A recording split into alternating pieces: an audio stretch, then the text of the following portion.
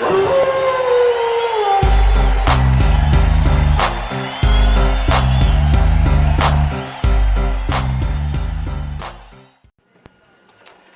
what's good, people? This is Magnificent Mike Amazing. Coming here, first week of the new year. Happy New Year's? Yeah, Happy New Year's, 2018. That's what we doing. Yeah, what happened on Raw and SmackDown? Meh.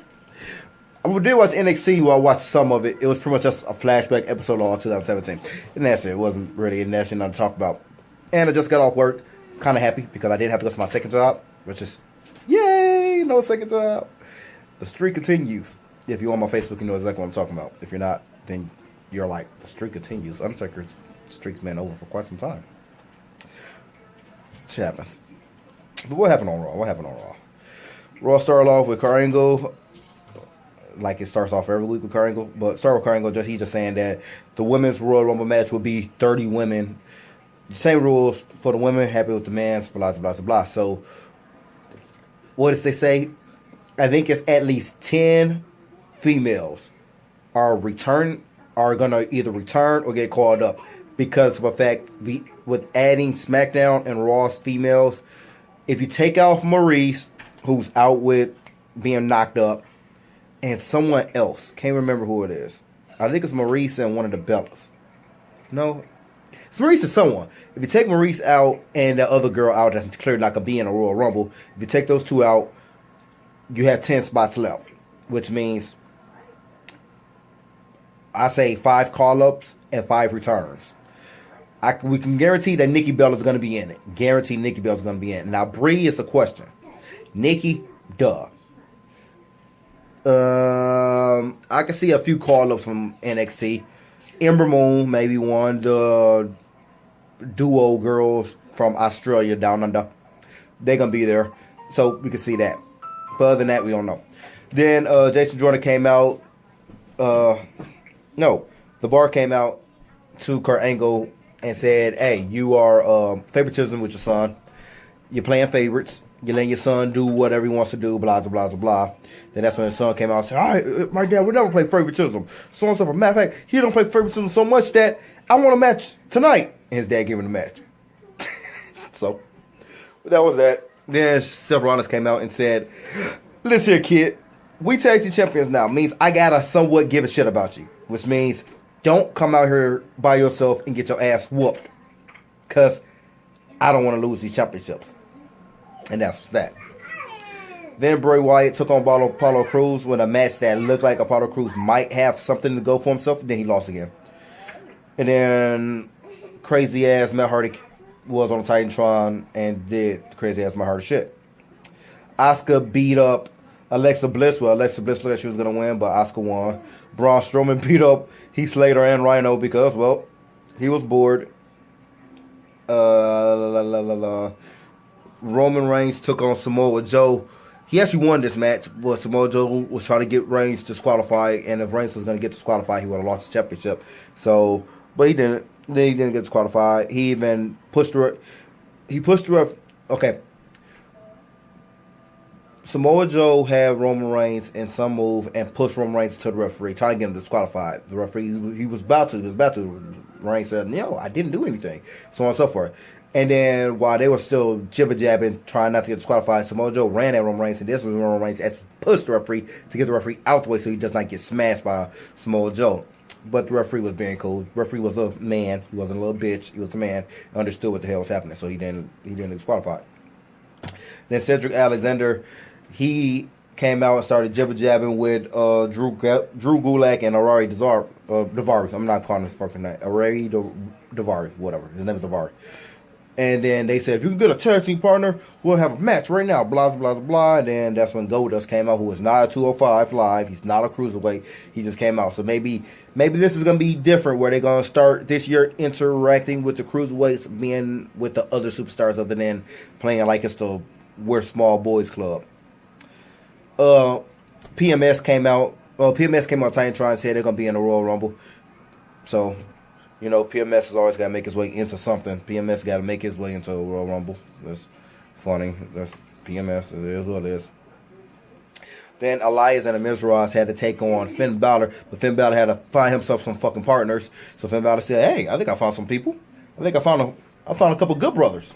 These are some good brothers back here, the Mr. Clean twins." And what's it? Balor Club is back together. Woo-hoo. And that's what that is. Then it ended really weird. It ended blah. It ended like there was Brock Lesnar came out with the whole little skit of my. Actually, can't say Brock Lesnar. I'm gonna say Paul Heyman. Paul Heyman came out and said my client doesn't need to get pinned for his championship. Blah blah blah. We do this all the time. Yabba yabba yabba yabba yabba. Then Kane came out and beat up Brock Lesnar. Then out of nowhere, the backstage was already in the ring to break up the fight that barely got started. It's like they tried to do what the Undertaker and Brock Lesnar could do with Kane and Brock Lesnar, and it failed horrible. It was very stupid. And then the show went off. So it was high in the beginning, high in the middle, and died off at the end, like a boring ass movie. Titanic, by instance. Then SmackDown started with AJ Styles already in the ring to say what Daniel Bryan was going to do with the match with Sami Zayn and AJ Styles later on that night. Daniel Bryan came out, and when Daniel Bryan came out, Sami Man came out. Sami Man said, "Yeah, I don't like these motherfuckers, but you like them way too much, and it is what it is." And I am really on Shane's side. Daniel Bryan like Kevin Owens and Sami Zayn way too much. To me, I think it's him showing favoritism more than anything. And then the Usos took on Chad Gable and Shelton Benjamin in a good match. Screwy finished because it finished one way where the wrong person for both teams was in the ring at the exact same time and pinned. Referee counted 1, 2, 3. Then it took another referee running from the back to say, "Yo, bruh, you messed up, ref. No, you gotta do it over again." And so the referee looked at the tape and he said, "Oh, just my bad.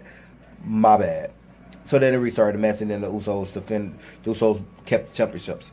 The Bludgeon Brothers took on Breezango. Kinda. They pretty much beat the holy hell out of Breezango. Ascension came out, so they beat the holy hell out of them. 2 versus 4, and the 2 won. They couldn't handle it.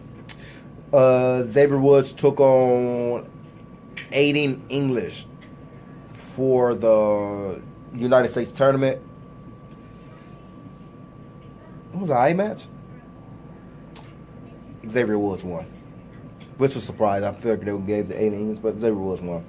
Then PMS Part 2, or Volume 2, Riot Squad defeated Natalia, Carmella, and Tamina. The big girl did a move. The big girl from Riot Squad did a move on Tamina and won the match. Very boring match. I muted it, didn't watch it.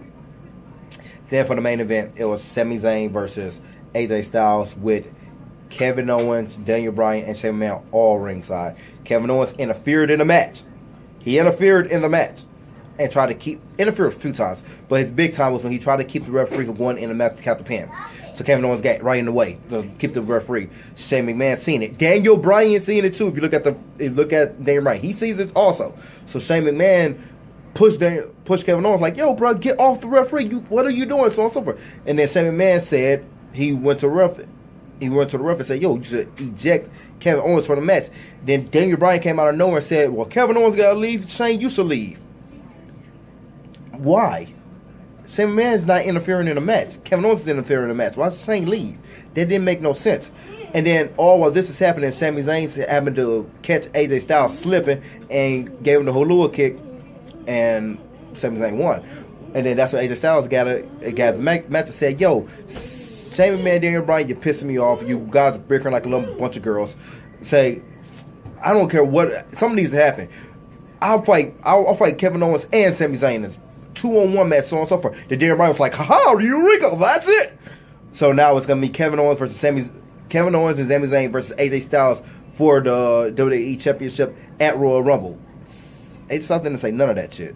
He just said a match. Y'all put a match on. That's why I said Daniel Bryan's favoritism, these two. And I don't understand the fact that Daniel Bryan and Shane McMahon, they're not equal. Shane McMahon is Daniel Bryan's manager. Which means the moment Daniel Bryan grabbed the mic to say, well, Shane, you should leave too. Shane should have just grabbed the mic and said, you know what, Daniel, I'm tired of arguing with you. You're suspended till further notice. Kevin Owens, if you don't get out of here, you're suspended till further notice. Restart the match.